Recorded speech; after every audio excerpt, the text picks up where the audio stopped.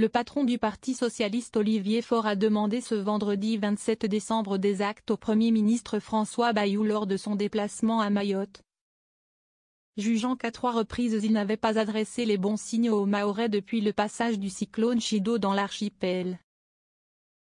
Dans une lettre ouverte, le premier secrétaire du PS reproche au nouveau Premier ministre de ne pas s'être rendu immédiatement dans l'archipel, d'avoir annoncé la composition de son gouvernement le jour du deuil national et d'avoir semblé chercher à relativiser l'importance de la catastrophe.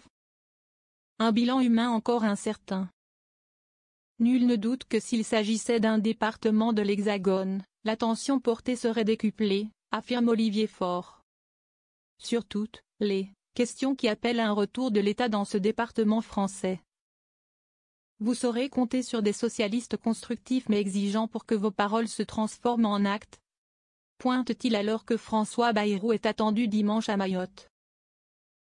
Les débris continuent de s'entasser faisant craindre des risques sanitaires. L'eau et la nourriture demeurent rationnées, l'électricité est coupée pour la moitié de la population et dans le nord-ouest de l'île et dans les bidonvilles rasés. Les habitants se sentent abandonnés et attendent des aides, écrit le chef du PS. Pouvez-vous nous indiquer où en est le travail de recensement des personnes décédées engagé par les équipes de la préfecture et du ministre de l'Intérieur ? Demande-t-il alors que le bilan humain reste toujours très incertain, avec 39 morts officiellement dénombrés.